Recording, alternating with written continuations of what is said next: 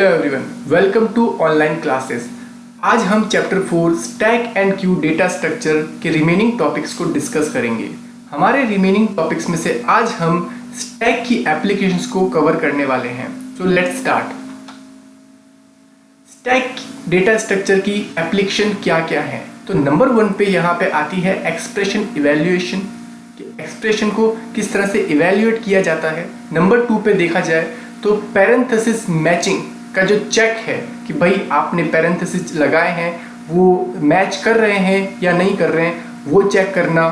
उसके बाद नंबर 3 पे कन्वर्जन ऑफ एक्सप्रेशन कि भाई कोई एक एक्सप्रेशन आपने दिया है उनको कन्वर्ट कैसे करें और कन्वर्ट किस में करेंगे। जैसे कि इनफिक्स दिया हुआ है तो आपको पोस्ट फिक्स में करना है, इनफिक्स टू प्रीफिक्स दिया हुआ है, पोस्ट फिक्स टू इनफिक्स दिया हुआ है, प्रीफिक्स टू इनफिक्स दिया हुआ है। ऐसे पूरे 6 तरह के एक्सप्रेशन होते हैं जो आप आपस में कन्वर्ट कर सकते हैं। उसके बाद आता है मेमोरी मैनेजमेंट। क्या होता है मेमोरी मैनेजमेंट, स्टैक से इसका क्या रिलेशन है, और लास्ट में हम देखेंगे back tracking problems. So let's start. आता है expression evaluation. Expression evaluation stack data structure के अंदर बहुत ही कहा जाए तो इजी है। आप एक एक्सप्रेशन को ले लीजिए। सपोज यहाँ पे एक एक्सप्रेशन दिया हुआ है 5 मल्टीप्लाई बाय ब्रैकेट के अंदर दिया हुआ है 6 + 2, उसके बाद माइनस कर रहा है 12 डिवाइडेड बाय 4। ठीक है, तो इस एक्सप्रेशन को इवैल्यूएट किस तरह से किया जाएगा ये हम आगे देखेंगे। तो यहाँ आगे लिखा हुआ है since parenthesis has the highest precedence among the arithmetic operators. क्या कह रहा है कि जो हमारे पैरेंथेसिस होते हैं, जो ब्रैकेट्स होते हैं, उसकी प्रेसिडेंस क्या होती है? हाईएस्ट होती है। प्रेसिडेंस मतलब आपकी प्रायोरिटी। हमने 11th क्लास में ऑपरेटर प्रेसिडेंस और एसोसिएटिविटी देखी थी। तो यहाँ पे वही लॉजिक यूज करेगा कि जिस भी ब्रैकेट की या जिस भी ऑपरेटर की प्रेसिडेंस ज़्यादा होगी वो पहले एग्जीक्यूट होगा। तो यहाँ पे सबसे ज़्यादा प्रेसिडेंस किसको दी जा रही है? ब्रैकेट्स को दी जा रही है। तो ये पहले किसको सॉल्व करेगा? ब्रैकेट्स को सॉल्व करेगा, जो कि है 6 + 2। तो 6 + 2 हमने किया तो हमारे पास आया 8। ठीक है, उसके बाद आगे एक्सप्रेशन क्या बनता है? 5 multiply by 8 minus 12 divided by 4। ठीक है, आगे देखते हैं क्या बोल रहा है। Multiply and divide have equal precedence and their associativity from left to right. तो जो मल्टीप्लाई और डिवाइड के जो ऑपरेटर हैं उनकी जो प्रेसिडेंस है, प्रायोरिटी है, वो सेम होती है। ठीक है, और जो उनकी एसोसिएटिविटी होती है वो लेफ्ट टू राइट होगी। ठीक है, तो अब अगर हम ये जानने के बाद इस एक्सप्रेशन को इवैल्यूएट करने की कोशिश करते हैं तो यहाँ पर 5 मल्टीप्लाई बाय 8 = 40 होता है, और डिवाइड करते हैं 12 को 4 से तो यहाँ पे 3 आता है। तो हमारा एक्सप्रेशन लास्ट में कहाँ तक रह जाएगा? 40 डिवाइडेड बाय 3। ठीक है, तो अब आगे हम इसको 40 डिवाइडेड बाय 3, 40 - 3। तो अब हम 40 - 3 करेंगे तो हमारे पास आंसर क्या आ जाएगा? 37। तो इस तरह से हम एक्सप्रेशन को इवैल्यूएट करते हैं। अब हमने ये तो देख लिया कि भाई एक्सप्रेशन जो है हमारा वो इवैल्यूएट कैसे हुआ, स्टैक से इसका रिलेशन क्या है। अब आप देखिए कि हमारे पास एक स्टैक है। ठीक है, एक मेमोरी ऑफ स्टैक है। उस मेमोरी के अंदर हमने ये देख लिया कि भाई एक्सप्रेशन इवैल्यूएट कैसे हो रहा है। तो हमारे पास एक स्टैक है। सबसे पहले जो चीज़ एग्जीक्यूट होगी, मतलब क्या हो रहा है यहाँ पे, हमने सबसे पहले क्या एग्जीक्यूट किया? ब्रैकेट्स को। ठीक है, तो स्टैक के अंदर ब्रैकेट सबसे ऊपर रहेंगे, उसकी प्रायोरिटी जो है सबसे ऊपर रहेगी। मतलब स्टैक का कॉन्सेप्ट क्या है? Last in first out. तो जब अगर ब्रैकेट सबसे ऊपर रहेगा तो सबसे पहले वो उसी को लेगा, उसी को सॉल्व करेगा। उसके बाद अगर इसने मल्टीप्लाई और डिवाइड को सेम प्रेसिडेंस दिया है तो ब्रैकेट के नीचे क्या रहेगा? मल्टीप्लाई ऑपरेटर, उसके नीचे रहेगा क्या? डिवाइड का ऑपरेटर, फिर उसके नीचे क्या रहेगा? माइनस का ऑपरेटर। तो ये स्टैक हो गया। सबसे पहले ब्रैकेट, और ब्रैकेट में भी कौन सा वाला? सबसे पहले ओपनिंग, उसके बाद क्लोजिंग। ठीक है, उसके बाद आएगा मल्टीप्लाई वाला ऑपरेटर, उसके बाद आएगा डिवाइड वाला, उसके बाद ये। तो हमारे पास स्टैक के अंदर ये सारे ऑपरेटर्स हैं। ठीक है, सारे ब्रैकेट्स हैं। तो उसके हिसाब से उसने उसको इवैल्यूएट करना स्टार्ट किया और हमें जो जिस तरह से हम बोर्ड मास में सॉल्व करते हैं, तो हमारे प्रोग्रामिंग के अंदर भी जो वेरिएबल्स के अंदर जो वैल्यू है वो सॉल्व होके हमें सही आंसर लाके देती है। आगे चलते हैं हम।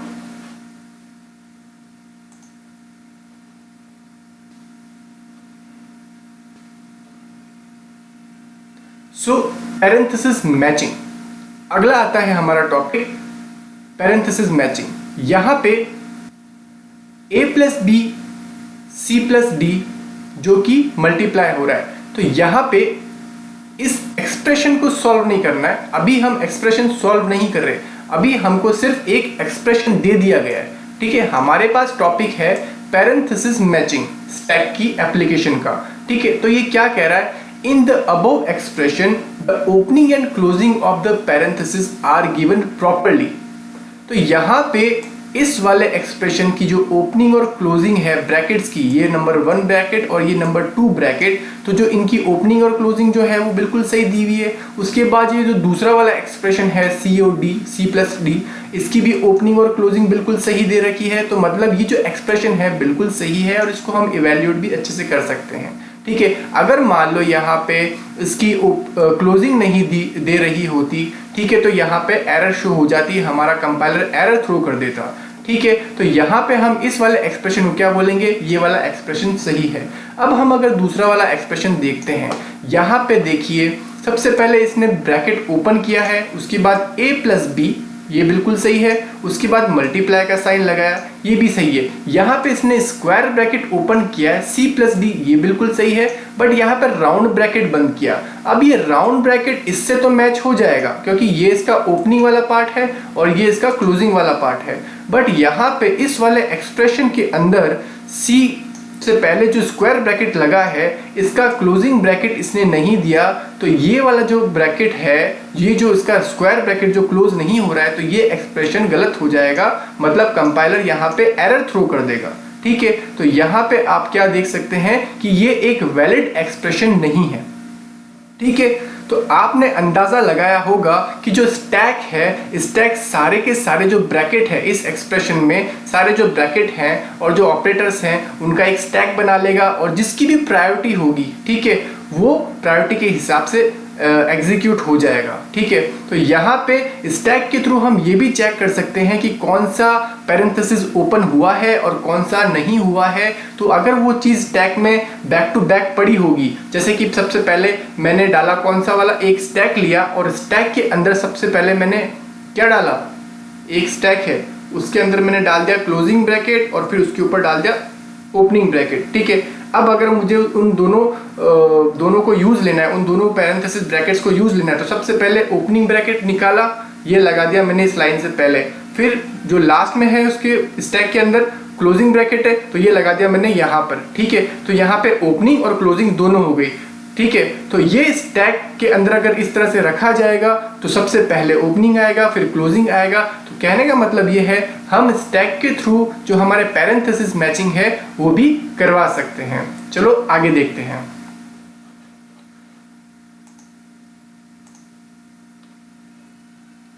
अगला है पैरेंथेसिस मैचिंग का एक कंटिन्यू पार्ट। आप इस टेबल को देखिए। ठीक है, इस टेबल के अंदर बैलेंस एक्सप्रेशन का एक कॉलम बनाया है और अनबैलेंस एक्सप्रेशन का एक कॉलम बनाया है। यहाँ पे a प्लस बी बिल्कुल सही है। ठीक है, यहाँ पे देखिए a प्लस बी बिल्कुल सही है, बट यहाँ पे ओपनिंग ब्रैकेट लगाया, यहाँ पे क्लोजिंग लगाया, तो ये एक्सप्रेशन बिल्कुल सही है। उसके बाद यहाँ लगाया और यहाँ पे इसने नहीं लगाया, तो ये गलत हो जाएगा, कंपाइलर एरर थ्रो कर देगा। उसके बाद आप देखिए यहाँ पे एक स्क्वायर ब्रैकेट ओपनिंग वाला लगाया है, फिर राउंड ब्रैकेट, इसके अंदर एक दो वेरिएबल लिए है c minus D, round bracket इसने क्लोज किया है और मल्टीप्लाई का साइन लगाया है, एक वेरिएबल लिया है e और यहाँ पे इसने स्क्वायर ब्रैकेट को क्लोज कर दिया है। तो यहाँ पे इस एक्सप्रेशन में कोई भी गलती नहीं है, तो ये भी बिल्कुल सही है। अब वहीं देखा जाए इस वाले एक्सप्रेशन को, तो यहाँ पे स्क्वायर ब्रैकेट ओपन हुआ है, राउंड ब्रैकेट ओपन हुआ है, c माइनस डी किया गया है, मल्टीप्लाई बाय e, उसके बाद स्क्वायर ब्रैकेट क्लोज कर दिया। अब अंदर गलती कहाँ आएगी, आपने राउंड ब्रैकेट यहाँ पे क्लोज नहीं किया, तो ये भी एक अनबैलेंस्ड एक्सप्रेशन हुआ। ठीक है। अगला देखते हैं, यहाँ पे इसने सिर्फ और सिर्फ ब्रैकेट्स लगा दिए हैं। सपोज कि ये भाई एक स्टैक है ब्रैकेट्स का, ठीक है। यहाँ पे हमें मैच करवाना है कि कौन सा सही से इसने क्लोज किया है, ठीक है। तो भाई curly bracket open, round bracket open, round bracket close, curly bracket close, square bracket open, square bracket close, बिल्कुल सही। ये वाला एक्सप्रेशन बिल्कुल आपका सही है। उसके बाद देखा जाए तो अगला curly bracket open, square bracket open, round bracket open, square bracket close. तो यहाँ पे ये दो तो मैच हो रहे हैं, यहाँ दो ये मैच हो रहे हैं, बट यहाँ पे देखिए ये जो है, ये वाला राउंड ब्रैकेट जो है, ये इसके पहले अगर ये यहाँ पे क्लोज करता बिल्कुल सही होता, बट इसने क्या किया, स्क्वायर ब्रैकेट पहले बंद कर दिया और फिर यहाँ पे क्या किया, इसने यहाँ पे स्क्वायर ब्रैकेट के बाद में इसको क्लोज किया, तो ये अनबैलेंस कहलाएगा। और लास्ट में इसने कर्ली ब्रैकेट को बंद किया, तो ये भी अनबैलेंस एक्सप्रेशन के अंदर आता है, ठीक है। आगे देखते हैं, आगे आता है एक्सप्रेशन कन्वर्जन, ठीक है। अब ये एक्सप्रेशन कन्वर्जन कितने तरह के होते हैं, देखिए सबसे पहले है, पहला है इनफिक्स टू प्रीफिक्स। आपको ये याद रख लेना है कि 6 तरह के होते हैं, ठीक है। कैसे, इनफिक्स टू प्रीफिक्स, दूसरा आता है इनफिक्स टू पोस्टफिक्स, तीसरा आता है प्रीफिक्स टू इनफिक्स, चौथा आता है प्रीफिक्स टू पोस्टफिक्स, पांचवा आता है पोस्टफिक्स टू इनफिक्स और छठा आता है पोस्टफिक्स टू प्रीफिक्स, ठीक है। अब इनको आगे अच्छे से हम एक एग्जांपल के थ्रू देखेंगे। देखिए यहां पे इनफिक्स का एक कॉलम है, प्रीफिक्स का एक कॉलम है और पोस्टफिक्स का एक कॉलम है, ठीक है। इनफिक्स के एग्जांपल सबसे पहले देखेंगे, उसके बाद हम प्रीफिक्स और पोस्टफिक्स पे आएंगे। तो इनफिक्स के अंदर देखिए सिंपल सा एक एक्सप्रेशन है a प्लस बी, ठीक है। उसके बाद इनफिक्स के अंदर सेकंड नंबर वाला जो है, इसको देखेंगे a प्लस बी ब्रैकेट के अंदर है, उसके बाद multiply by c plus D bracket के अंदर है, ठीक है। फिर लास्ट वाला एक्सप्रेशन को देखेंगे, b multiply by D minus 4 multiply by a multiply by c, ठीक है। अब इनको प्रीफिक्स में ही देखते हैं, इनफिक्स हमने देख लिया, अब इसको हम प्रीफिक्स में देखते हैं। तो प्रीफिक्स में यही वाला इनफिक्स एक्सप्रेशन कैसे हो जाएगा, आगे देखते हैं। तो देखो प्री मतलब पहले, प्री मतलब पहले, ठीक है। तो देखिए ये जो ऑपरेटर है, ये देखो सबसे पहले लग गया, उसके बाद b प्लस के बाद आ जाएगा और a इस b के बाद में आ जाएगा। मतलब इसने क्या किया, सबसे पहले ऑपरेटर को रख दिया, उसके बाद b और फिर a, तो ये हो गया प्रीफिक्स। मतलब इसने ऑपरेटर को प्रायोरिटी पहले दे दी, उसके बाद इस a b c d को उल्टा कर दिया, मतलब b और a को उल्टा कर दिया, ठीक है। उसके बाद इसी प्रीफिक्स को हम पोस्टफिक्स के अंदर देखते हैं, तो इसका उल्टा हो जाएगा, ठीक है। क्या किया इसने, a b को बिल्कुल पहले की तरह a और b प्रायोरिटी किसको दे दी, सबसे पहले कौन आता है, a आता है, तो a, फिर उसके बाद कौन आता है, b आता है, तो b, उसके बाद इसने प्लस ऑपरेटर लगा दिया। तो इनफिक्स को प्रीफिक्स में करना हो, ठीक है, तो ये इस तरह से हो जाएगा। इनफिक्स को पोस्टफिक्स में करना हो तो ये इस तरह से हो जाएगा, ठीक है। अब पोस्टफिक्स को प्रीफिक्स में करना हो तो ये इस तरह से हो जाएगा, ठीक है। और प्रीफिक्स को पोस्टफिक्स में करना हो तो ये इस तरह से हो जाएगा, ठीक है। इसी तरह एक और एग्जांपल हम यहाँ पे डिस्कस कर लेते हैं। सबसे पहले इसने क्या किया, मल्टीप्लाई ऑपरेटर को प्रीफिक्स के अंदर, जो इनफिक्स वाला जो एक्सप्रेशन है ये प्रीफिक्स में हम देख रहे हैं, तो सबसे पहले इसने मल्टीप्लाई वाला ऑपरेटर लगाया, ठीक है। मल्टीप्लाई कहाँ था, यहाँ पे था, इसने यहाँ पे लगा दिया। उसके बाद क्या किया, दूसरा ऑपरेटर यूज कर रहा है, प्लस वाला। प्लस वाला कहाँ था, एक ये रहा, एक ये रहा, ठीक है। तो अब कौन सा वाला प्लस कर रहा है, तो भाई जो पहला एक्सप्रेशन है उसका प्लस इसने यहाँ पे रख दिया, ठीक है। भाई देखो मल्टीप्लाई तो एक ही था, मल्टीप्लाई का ऑपरेटर एक ही था, तो इसने यहाँ पे एक यहाँ पे लगा दिया पहले। उसके बाद प्लस 2 है हमारे पास, तो भाई पहले एक्सप्रेशन वाला प्लस इसने ये यहाँ लिख दिया, ठीक है। अब प्रीफिक्स में जो ABCD लिखी है वेरिएबल्स वाली, ठीक है, जो वेरिएबल्स हैं वो हम क्या करेंगे, उल्टे लिखेंगे, ठीक है। तो इस एक्सप्रेशन में पहले A और B है, ठीक है, तो हम यहाँ पे इसको पूरा का पूरा उल्टा कर देंगे, ठीक है। तो सबसे पहले हमने इसका प्लस लिया और फिर यहाँ पे D, उसके बाद C, उसके बाद इस वाले का प्लस लिया, ठीक है, उसके बाद B और फिर उसके बाद A। तो ये इनफिक्स वाला प्रीफिक्स में इस तरह से कन्वर्ट हो जाएगा। अब इसी इनफिक्स को हम पोस्टफिक्स के अंदर देखते हैं, तो कैसे होगा, पोस्टफिक्स मतलब पहले ABCD वाले वेरिएबल्स आ जाएंगे, ठीक है, उसके बाद हम ऑपरेटर लगा देंगे, ठीक है। तो भाई पोस्टफिक्स सबसे पहले कौन आ रहा है, सबसे पहले ये वाला आ रहा है, ठीक है। तो यहाँ पे इसने सबसे पहले इसका A ले लिया, फिर इसका B ले लिया, फिर इसका प्लस ले लिया। उसके बाद अगला वाला जो एक्सप्रेशन है C प्लस D, C ले लिया, D ले लिया, उसके बाद इसका प्लस लगा दिया और फिर इसके बाद इसका मल्टीप्लाई लगा दिया, ठीक है। तो ये इस तरह से पोस्टफिक्स में कन्वर्ट होता है। अगला वाला एग्जाम्पल आप खुद एक बार वीडियो पॉज करके गौर करें और इसको समझने की कोशिश करें, ठीक है। चले आगे चलते हैं। अब आता है मेमोरी मैनेजमेंट। मेमोरी मैनेजमेंट क्या होता है?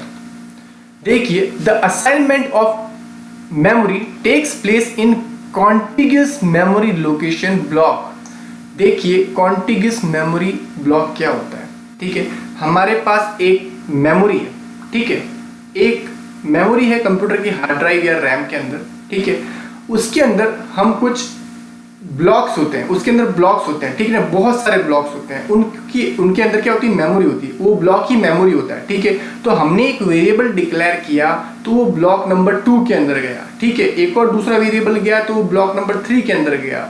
एक और वेरिएबल डिक्लेयर किया तो ब्लॉक नंबर 4 के अंदर गया, ठीक है। इसी तरह हम जितने भी वेरिएबल जो डिक्लेयर करते हैं वो पर्टिकुलर एक एक ब्लॉक के अंदर सेव होते रहते हैं, मतलब उनको मेमोरी मिलती जाती है। अब मेमोरी तो मिलती जाती है, अब मैं चाहूँ तो ये मेमोरी में कहीं भी दे दूं, भाई इस वाले वेरिएबल को मैंने यहाँ पे मेमोरी दे दी, इस वाले को मैंने यहाँ पे दे दी, कहीं भी दे दी रैंडमली, ठीक है। बट यहाँ पे एक टर्म यूज हो रही है कॉन्टिग्यूअस मेमोरी ब्लॉक, ठीक है, मतलब कॉन्टिग्यूअस मेमोरी लोकेशन असाइन करता है, ठीक है। तो भाई कॉन्टिग्यूअस का मतलब ये है कंटिन्यूटिविटी में आपको मेमोरी असाइन कर रहा है। तो जैसे ही मैंने एक वेरिएबल डिक्लेयर किया, ठीक है, तो ये वेरिएबल ब्लॉक नंबर 4 में गया, फिर दूसरा वेरिएबल ब्लॉक नंबर 5 में गया, चौथा वेरिएबल। तो इस तरह से आप जितने भी वेरिएबल डिक्लेयर करते हो तो कंटिन्यूटी के अंदर उन सारे ब्लॉक्स के अंदर असाइन होते रहते हैं, ठीक है। तो ये तो पहली लाइन का मतलब हुआ। उसके बाद क्या बोलते हैं, we call this stack memory allocation. हम इसको स्टैक मेमोरी एलोकेशन कहते हैं because the assignment takes place in the function call stack, ठीक है। क्या बोल रहा है यहाँ पे, फंक्शन कॉल जो होता है स्टैक के अंदर वो यूज किया जाता है। जैसे कि देखो, आप एक वेरिएबल डिक्लेयर कर रहे हो, एक वेरिएबल जब डिक्लेयर किया आपने, ठीक है, तो जब मेन फंक्शन रन होगा, ठीक है, तो वो मेन फंक्शन जब भी रन होगा तो वो कॉल हो रहा है कंपाइलर के थ्रू। कंपाइलर ने उसे कॉल किया और उसके अंदर एक वेरिएबल डिक्लेयर किया था, उसको मेमोरी देनी है तो उसने मेमोरी दे दी एक ब्लॉक के अंदर। अगर उसके नीचे एक और वेरिएबल है तो वो वेरिएबल को भी मेमोरी दे देगा। तो यहाँ पे क्या हुआ, जो सारे जो वेरिएबल हैं ये एक स्टैक के अंदर हैं और स्टैक के होने के मतलब स्टैक के अंदर होने के कारण जो ये जो मेमोरी असाइनमेंट हो रहा है, ठीक है, वो हमारा कंपाइलर एक के बाद एक मेमोरी ब्लॉक को असाइन करता रहेगा कि भाई ये नंबर 1 वेरिएबल को यहाँ 204 में डालो, 3 को 205 में डालो, 4 को 206 में डालो। तो इस तरह से कंटिन्यू अलोकेट होता रहेगा। और ये जो साइज होता है भाई, पर्टिकुलर वेरिएबल का एक साइज होगा। अगर आप इंटीजर का कोई वेरिएबल बनाते तो उसका साइज क्या होगा, 4 बाइट्स का होगा। कैरेक्टर का बनाते हो तो 1 होता है। तो यहाँ पे साइज की चिंता करने की अपनों को जरूरत नहीं है। अगर आप सोच रहे हैं कि भाई साइज क्या देना है, कितना साइज लेगा, तो ये जो काम है कंपाइलर खुद करता है। तो इसलिए ये जो लास्ट लाइन लिखी है यहाँ पे इसकी, ये कंपाइलर का काम होता है। उसको सब कुछ पता होता है कि कौन सा वेरिएबल इंट है या कैर है वगैरह वगैरह, तो उसको कितनी साइज देनी है, तो मतलब इस ब्लॉक के अंदर कितनी साइज ये लेगा, ठीक है। उसके बाद क्या बोल रहा है, when function is called its variable get memory allocated on the stack. जब कोई फंक्शन कॉल किया जाता है, जैसे कि मेन फंक्शन कॉल किया, ठीक है, तो जो उसके वेरिएबल होते हैं, ठीक है, वो एक स्टैक के अंदर उनको मेमोरी मिल जाती है, ठीक है, एक स्टैक के अंदर मेमोरी मिल जाती है। और स्टैक है तो 1 बाय 1 एक के ऊपर एक है, जैसे कि हमने अभी डिस्कस किया था। उसके बाद क्या बोल रहा है, when the function call is complete, जब फंक्शन कॉल कंप्लीट हो जाती है, ठीक है, हमने फंक्शन कॉल किया, रन किया, ठीक है, अब फंक्शन की कॉल कंप्लीट हो गई, the memory for the variable is released. अभी जब हमारा प्रोग्राम चल गया, प्रोग्राम चलने के बाद जब प्रोग्राम बंद हुआ, ठीक है, तो क्या हुआ, वो मेमोरी जो असाइन हुई थी अलग अलग वेरिएबल्स को, वो वापस रिलीज हो जाती है। आप सोचो, आप बहुत सारे प्रोग्राम्स बनाते हैं, अब सारे प्रोग्राम बनाए, कितने ही वेरिएबल आपने स्कूल टाइम में और कॉलेज टाइम के अंदर डिक्लेयर किए होंगे। अगर वो सारे के सारे वेरिएबल आज भी बने होते तो कंप्यूटर की कितनी मेमोरी वेस्ट हो जाती अगर वो रिलीज नहीं करता कंपाइलर। ठीक है, तो इस तरह से अगर आप कितने भी वेरिएबल बनाते हो और बनाने के बाद जैसे ही आप उस प्रोग्राम को मतलब फंक्शन को रन करते हो, मेन फंक्शन को रन करते हो, तो उस वक्त तो क्या होता है, उनको मेमोरी मिल जाती है, और जैसे ही आप एग्जिट करते हो तो उसकी मेमोरी जो होती है वेरिएबल की रिलीज हो जाती है। मतलब आपका जो ब्लॉक होता है कंटिन्यूसली जो मेमोरी एलोकेट की होती है वो रिलीज हो जाती है, खाली हो जाती है। ठीक है, ताकि हम उस मेमोरी को आगे यूज ले सकें। ठीक है, तो यहाँ पे आप देख सकते हैं कि यहाँ पे स्टैक के थ्रू मेमोरी को मैनेज किया जा रहा है। ठीक है, मैनेज अगर नहीं करते तो वहीं रहती, ठीक है, वो परमानेंट रह जाती और वो बढ़ जाता, और फिर आपका सिस्टम बोलता है not enough space in RAM और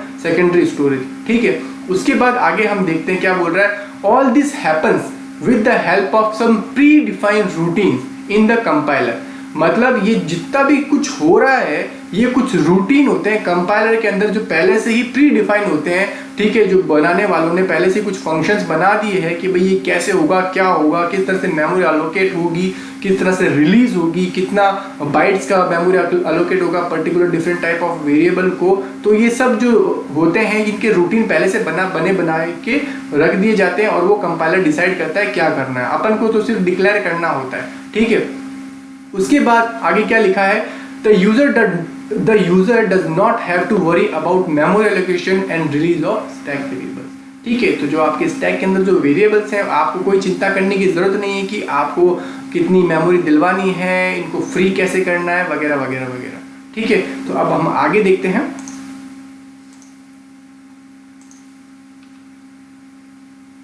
आता है मेमोरी मैनेजमेंट का एक छोटा सा कोड। जैसे कि हमने यहाँ पे एक कोड लिखा है, सिंपल सा एक फंक्शन लिया है इंट मेन, जिससे कि आप फैमिलियर होंगे।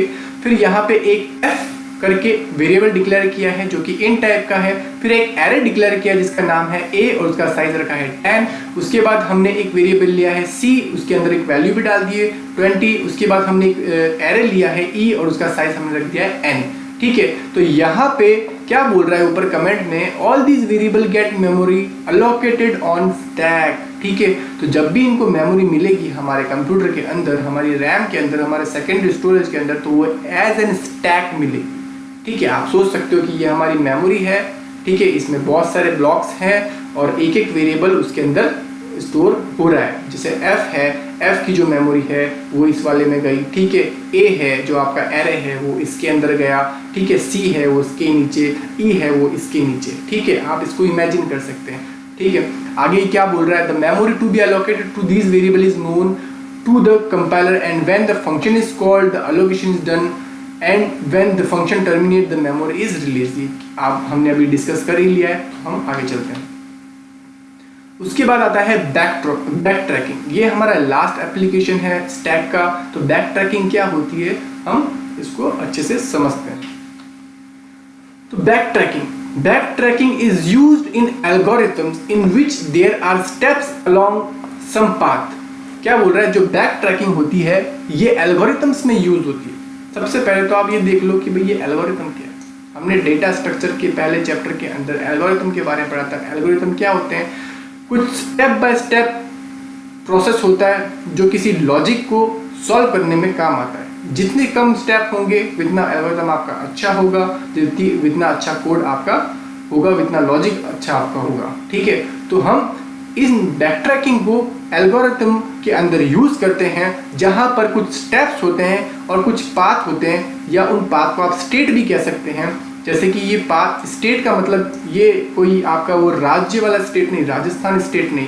स्टेट का मतलब क्या बोल रहा है कि अभी जैसे आप एक म्यूजिक प्लेयर लेते हैं, उस म्यूजिक प्लेयर में आप पॉज बटन दबाते हैं। ठीक है, तो पॉज कर दिया तो आप क्या बोल रहे हैं, गाना पॉज हो गया। ठीक है, तो वो एक पॉज स्टेट के अंदर है। फिर हम उसको प्ले करते हैं तो उसे क्या बोलेंगे, अभी प्ले स्टेट के अंदर है। ठीक है, हम स्टॉप करते हैं तो अभी वो स्टॉप स्टेट के अंदर है।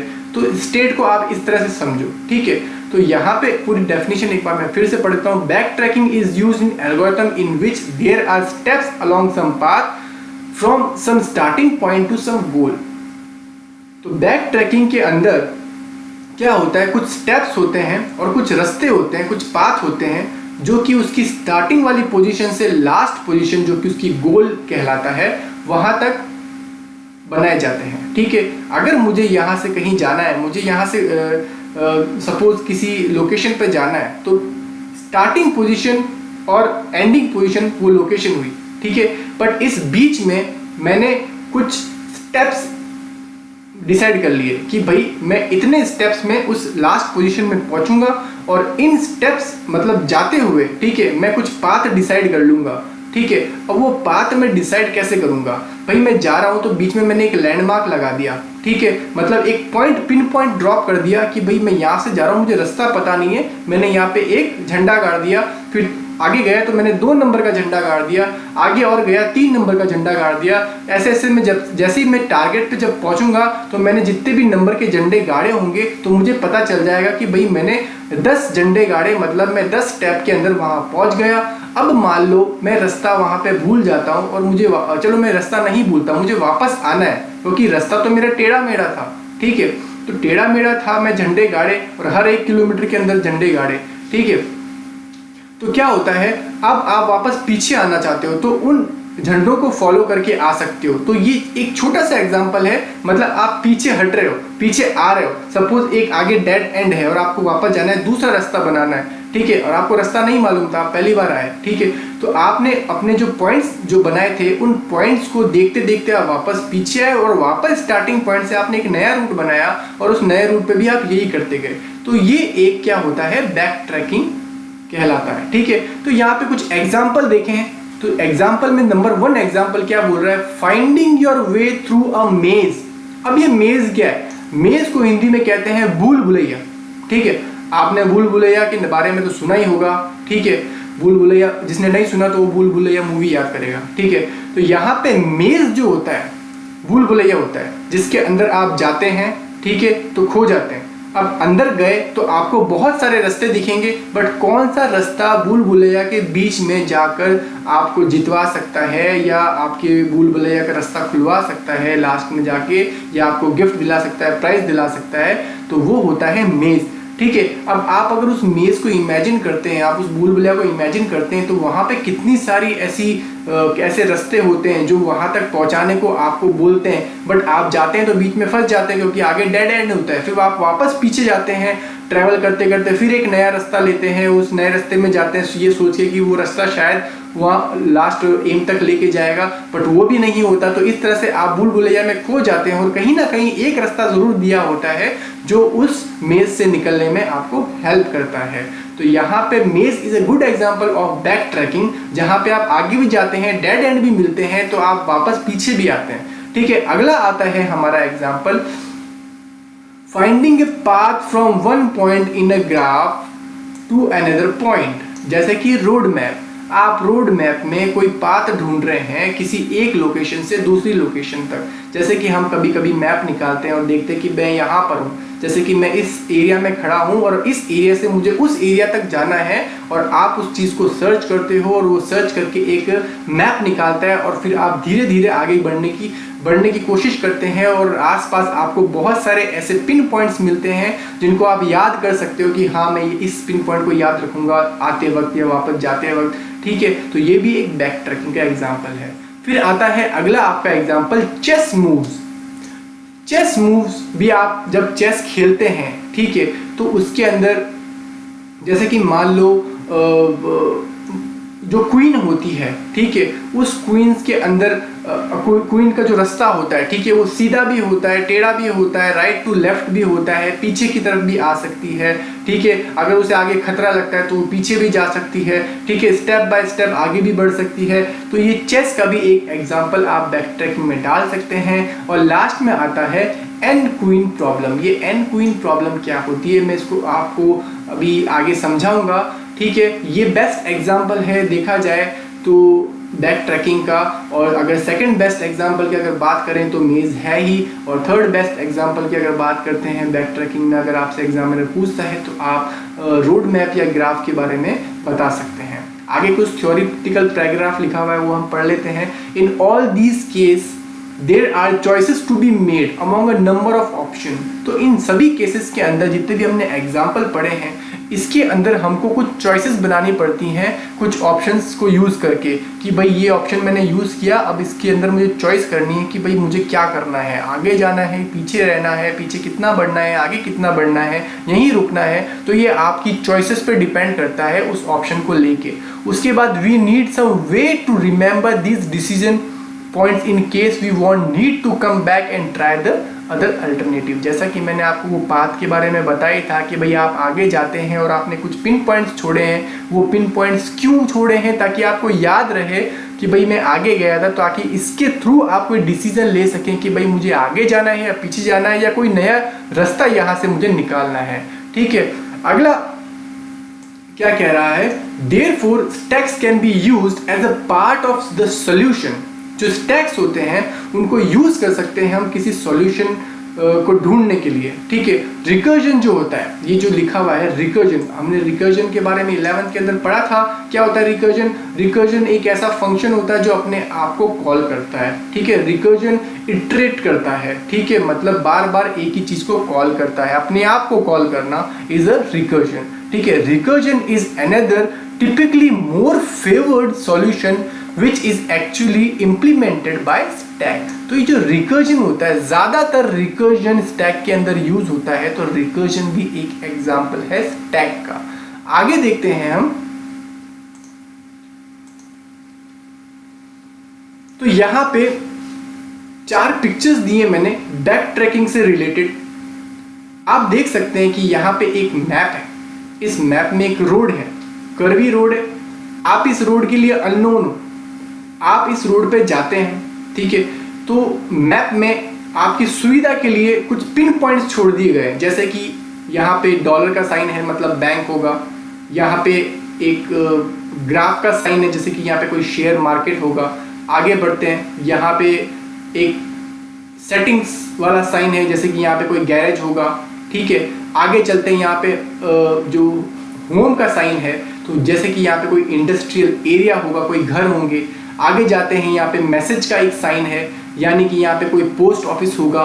तो जैसे आप इस रास्ते पे चलते हैं तो आपको ये पता लगता है कि यहाँ पे कुछ लैंडमार्क्स हैं, इनको मैं याद रख के वापस आऊँगा तो मुझे याद रहेगा, या मैं कभी इस रूट पे वापस गया तो मुझे याद रहेगा कि मैंने ये चीज़ देखी थी, तो हाँ ये रास्ता वही है, तो मैं इस रास्ते पे सही जा रहा हूँ। ठीक है, या आप मान लो आप यहाँ होम वाले रेजिडेंशियल एरिया तक पहुंचे, अब आपको यहाँ से कहीं और जाना था, आप आगे चले गए। ठीक है, तो आप कितना आगे गए आपको नहीं पता। ठीक है, आपने कहा कि यार उस बंदे ने तो कहा था कि भाई घर वाला एरिया है तो आप वहां से राइट टर्न ले लेना, बट मैं तो बहुत आगे निकल गया, उसके आगे एक बैंक वगैरह भी आ गया, एक मैसेज मतलब पोस्ट ऑफिस भी आ गया। तो उसने कहा आप पोस्ट ऑफिस तक आ जाइए, उसके बाद मैं आपको गाइड कर दूंगा। तो क्या किया उसने, बैक ट्रैक किया, वो रास्ते से यहाँ से वापस पीछे आया और वो पोस्ट ऑफिस तक आके रुका, फिर उसने यहाँ से अपना सही रास्ता लिया। तो मतलब क्या हो गया, आपने कुछ पॉइंट्स बनाए थे और ये पॉइंट्स काम आए आपका नया वे निकालने में। ठीक है, अब अगला जो फोटो है हमारा, ठीक है, अगला फोटो है जो हमारा वो है मेज का। ठीक है, आपने मेज देखा है, आपके पेंसिल बॉक्स पे बचपन पे हुआ करता था, आपने कई बार ये सॉल्व किया होगा।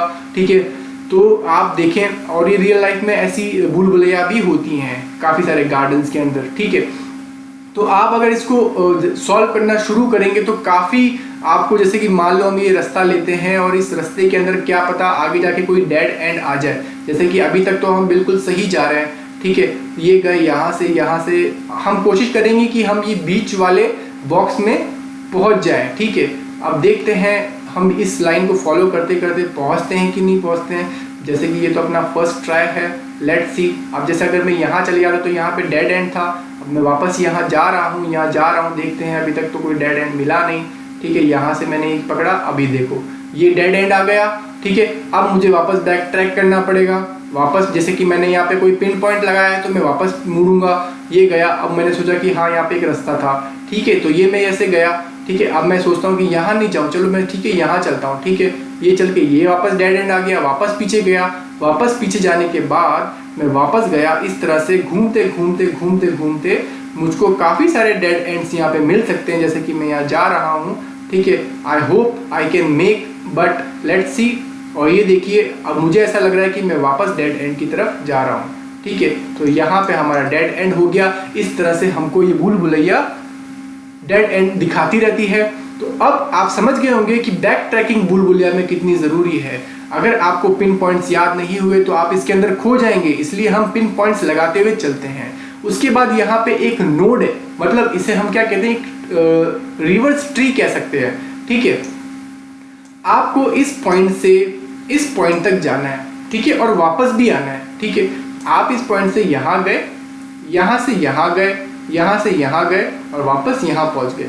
बट कुछ केसेस में क्या होता है, आप वापस नहीं जा सकते। जैसे कि यहाँ से आप यहाँ आ गए, यहाँ से यहाँ आ गए, बट अब वापस ऊपर नहीं आ सकते क्योंकि इसको अलाउड नहीं है, ठीक है। यहाँ पे तो देखो 2 एरो थे, ठीक है। यहाँ आप अगर गौर करेंगे, ठीक है, ये देखो जाने का भी है, आने का भी है। इसको आप वन वे समझ लो, ठीक है। जैसे कि ये एक गाड़ी है, रोड पे एक ही साइड में जा सकती है, दोनों साइड में नहीं, ठीक है। सिर्फ आने वाले आ सकते हैं, ठीक है। यहाँ जाने वाले नहीं है, प्रोहिबिटेड है, ठीक है। यहाँ पे दोनों साइड में, ठीक है।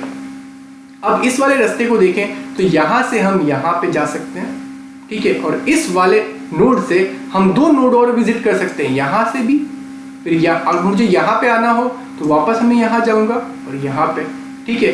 तो यहाँ पे कहने का मतलब ये है, अगर आप पिन पॉइंट्स लगाते हैं तो बैक ट्रैकिंग थोड़ी इजी हो जाती है। आप लास्ट नोड को याद रखकर दूसरे नोड पर पहुंच सकते हैं, ठीक है। अब आता है लास्ट वाला जो हमारा फोटोग्राफ है, वो है एन क्वीन प्रॉब्लम। इसको हम क्या बोलेंगे, एन क्वीन प्रॉब्लम, ठीक है। यहाँ पे मैं ऐसे ही लिख रहा हूँ, बट आपको ये याद रहना चाहिए कि ये एन क्वीन प्रॉब्लम है। अब एन क्वीन प्रॉब्लम जो है, इसको एन क्वीन प्रॉब्लम क्यों कहा गया है? पहली बात तो एन मतलब आप नंबर ऑफ क्वीन कितनी भी ले सकते हैं, 4 ले सकते हैं, 2 ले सकते हैं, 8 ले सकते हैं। हमारे केस में यहाँ पे कितनी है, 8 क्वींस है, ठीक है। अब है क्या इसके अंदर, वैसे तो ये चेस जैसा लग रहा है, ठीक है। इसमें ये है कि जितनी आप क्वींस लेते हैं एक पर्टिकुलर बोर्ड पे, ठीक है, जैसे कि यहाँ 8 क्वीन है तो ये 8 बाय 8 का बोर्ड है।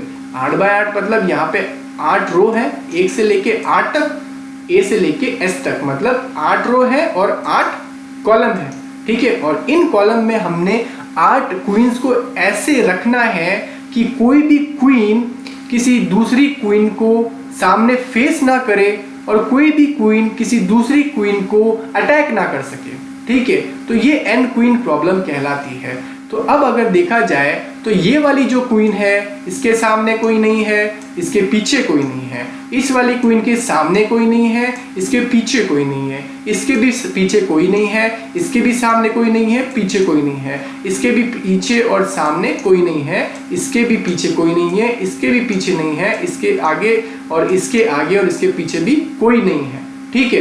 तो इससे ये तो पता चल गया कि भाई ये एक दूसरे के सामने फेस नहीं कर रही, ठीक है। अगला दूसरा क्या कंडीशन थी कि ये अटैक ना कर सके, ठीक है। तो भाई देखो ये क्वीन अटैक करती है यहाँ पे, तो यहाँ कोई नहीं है, ठीक है। यहाँ पे अटैक करती है, यहाँ कोई नहीं, यहाँ अटैक करती है, यहाँ कोई नहीं, यहाँ अटैक करती है, यहाँ कोई नहीं, यहाँ अटैक करती है, यहाँ कोई नहीं, ठीक है। इस क्वीन का भी अगर देखा जाए, इस वाली क्वीन का, तो ये अगर यहाँ अटैक करे कोई नहीं, यहाँ अटैक करे कोई नहीं, यहाँ यहाँ यहाँ यहाँ यहाँ कोई भी नहीं है। तो ये सारी क्वींस कहीं ना कहीं इसी पोजीशन में है कि ये एक दूसरे को अटैक ना कर पाए और एक दूसरे को सामने फेस भी ना कर पाए।